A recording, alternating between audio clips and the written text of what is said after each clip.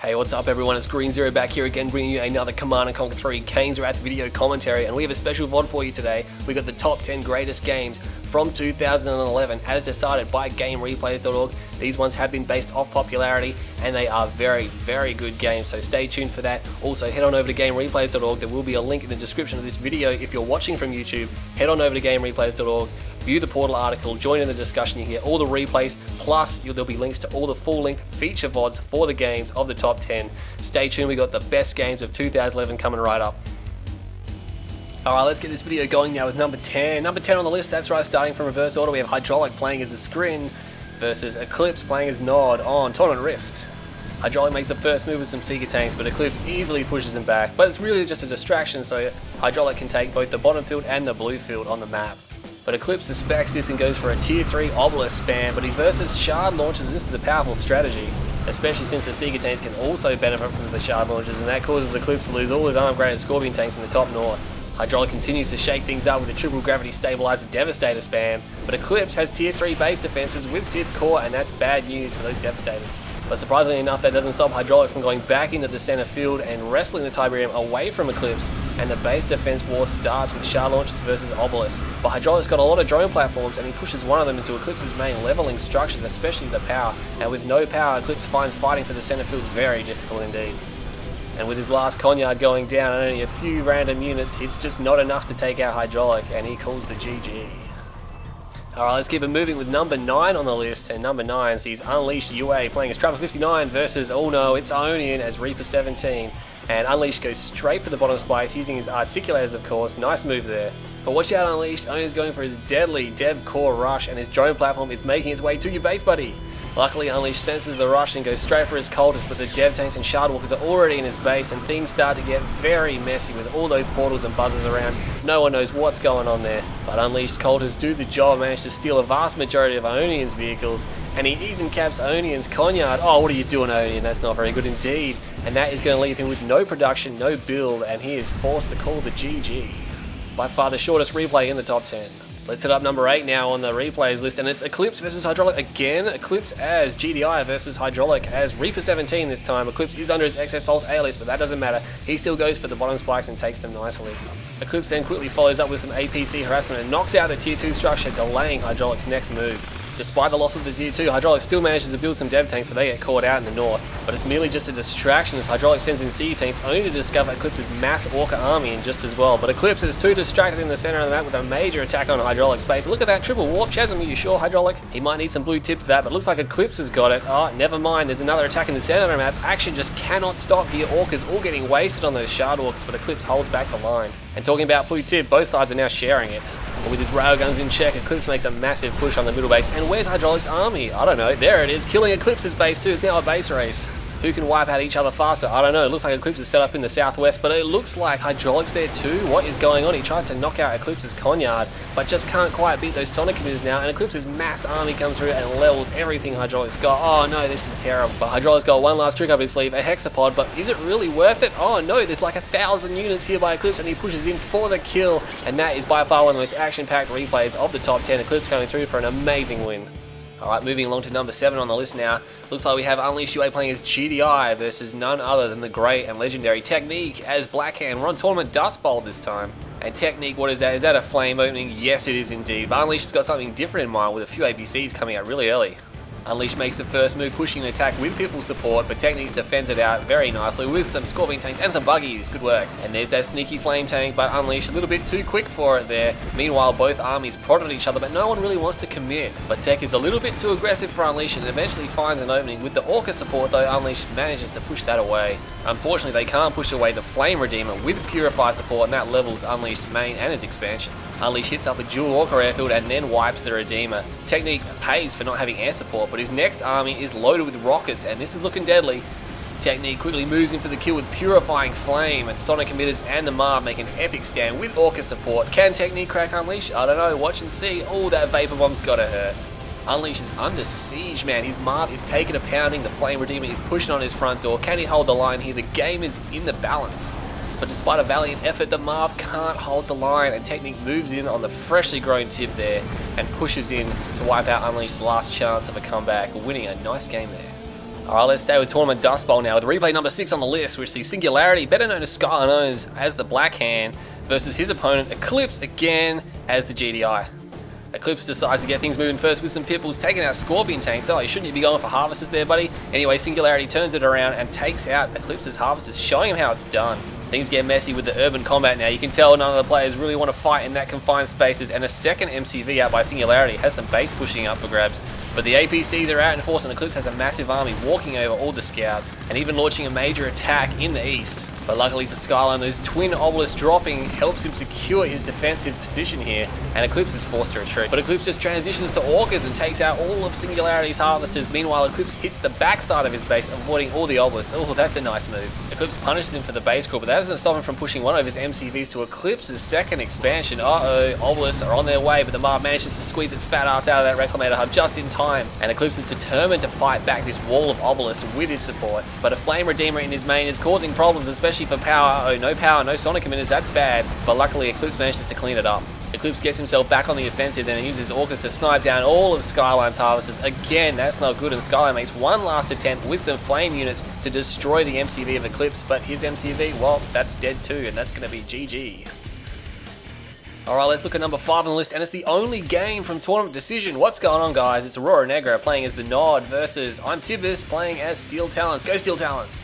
Both sides play it cool and go straight for their tech, but what's this? Tibbus doesn't go for tech, he goes for a Conyard push, and look at all those Titans, that's a lot of armor. Aurora Negra doesn't see it coming, and there's just too many Titans for those Scorpion tanks, and with the help of a crane, Tibbus manages to deploy a War Factory straight away, giving Aurora Negra some more problems as Pipples come in, and uh-oh, here comes the Crush move, here comes the Crush move. Oh, this is not good for Aurora Negra. The Scorpion tanks make their getaway, but the Harvesters are left to fend for themselves, and that does not go down well. Crushy crushy. The base push continues, and triple War Factory Titan spam is on the cards for I'm Tibbus. Can Aurora Negra hold out against this with the silo walls? That's pretty deadly. He uses his obelisk defense though. Those Scorpion tanks have got nothing on the Titan silo though. I'm Tibbus continues to press in, destroying as many Harvesters as he can, but there's avatars coming out now, and the Titan numbers are getting low. Oh, what's that? A cloaked MCV right next to Tibbus' MCV. That's vulnerable, but a flame take wipes out Tibbus' entire main base.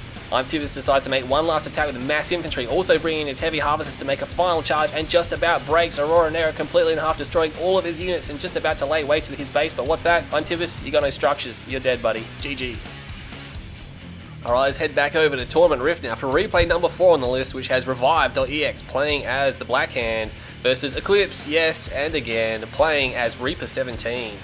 Revive.ex doesn't waste any time and gets some bikes straight into Eclipse's field while the Seeker tanks are distracted, but they pull down only to find the bikes have moved into the main and they're capping off Harvesters there. Eclipse, get yourself together. But for the third time in a row, Revive gets his way back into Eclipse's field, but killing face Harvesters, yeah, that's pretty difficult. Meanwhile, Eclipse finally gets into Revive's base, yes, finally, killing some units there. Eclipse then uses the downtime to build some Mechapedes and move them around the map, but Revive.ex does not want to let those things right into his base. That would be very bad indeed. Meanwhile, Revive pushes his Redeemer right down the guts, forcing Eclipse to respond to the threat. The massive fight continues, and that Redeemer is looking pretty devastating with its flame unit killing all those disintegrators, but somehow Eclipse manages to hang on using his Mechapedes to outflank the Redeemer, imp it, and destroy it. Nice takedown there. But a lethal broadside from the bike's Tid Core ends the Mechapede threat right then and there, and also takes out Eclipse's tech. Eclipse already has his upgrades though and isn't too fussed, but he's very fussed by Revive taking the middle field, and he wants in. Quickly building another drone platform and making a move for the center field with his units in support. Oh no, this is going to get very messy indeed. Revive does his best to defend the green field, but Eclipse isn't going to let that one go so quietly. Oh man, here come the shard launchers and the heroic disintegrators. Nice. Revive is forced to retreat from the center, instead going for fast attack, hit and run, destroying the spikes, and is forced to hold back an epic buzzer charge.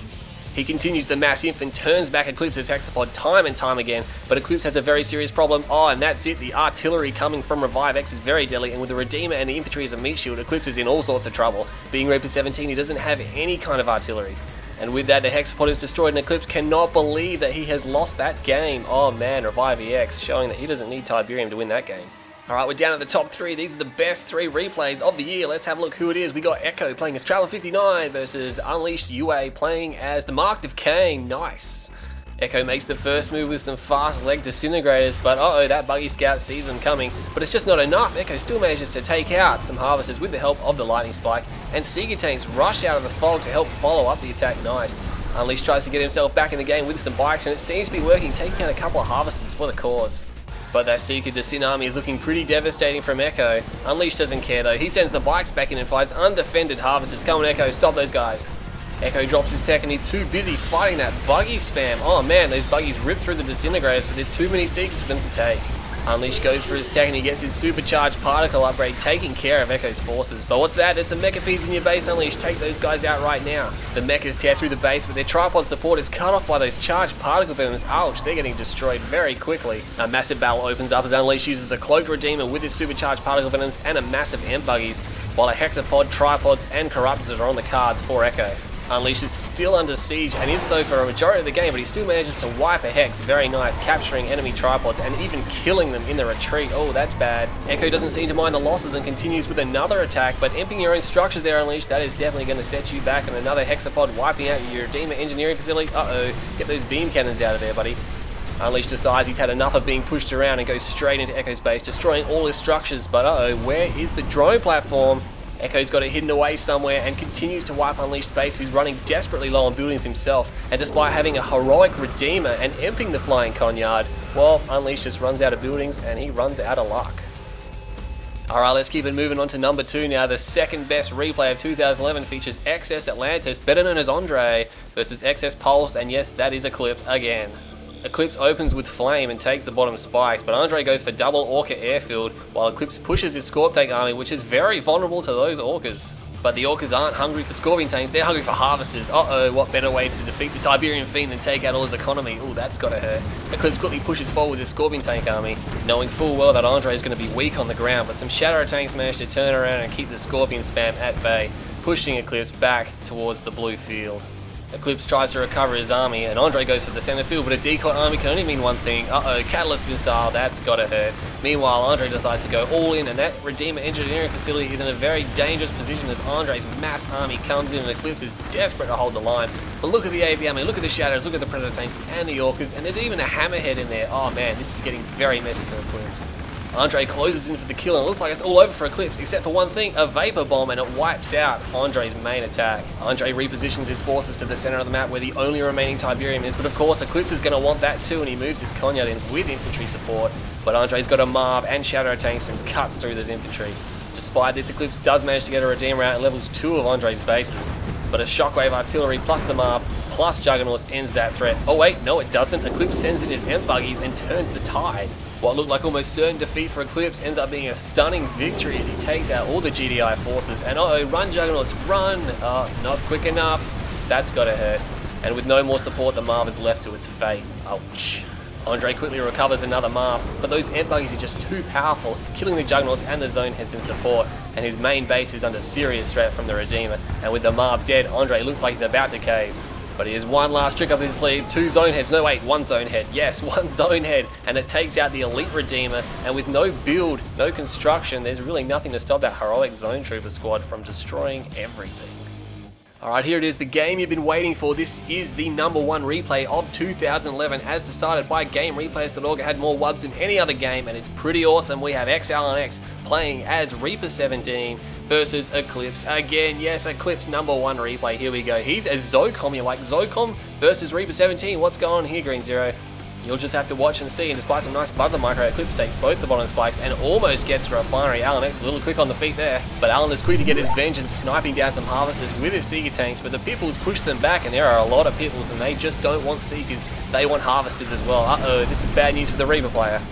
Luckily, the Seeker army makes its way across once again and destroys Eclipse's main, leveling every structure in sight. But Eclipse doesn't care, he counterattacks in Alan's expansion and starts taking out all the structures with his fully upgraded infantry. And man, those Zocom infantry are super powerful when they're beefed up, but here come the shielded Seeker tanks with the Shard Walkers, and that's the end of that. The Pipples also find themselves getting intercepted by the mass army of Seeker tanks, and it's not looking good for Eclipse, so he settles down into the blue tip and tries to build up his forces. Alan X also has plans for expansion, taking the center, but his Seeker tanks run into those deadly zone shadows and carve right through those Seeker tanks. That is devastating. Ouch. And things only get worse for Alan when his Hexapod gets caught out in the center. There's just too much imp and zero support for the Hexapod. The easiest way by far to lose your Hex. That is not good. Look at those Zocom infantry. That is going to get super dangerous, super fast. Alan X knows he's on the back foot and he sends his Seeker tank army round the back to hit the power plants. But Eclipse doesn't care. He pushes another attack on the expansion, leveling structures and taking out a ton of units.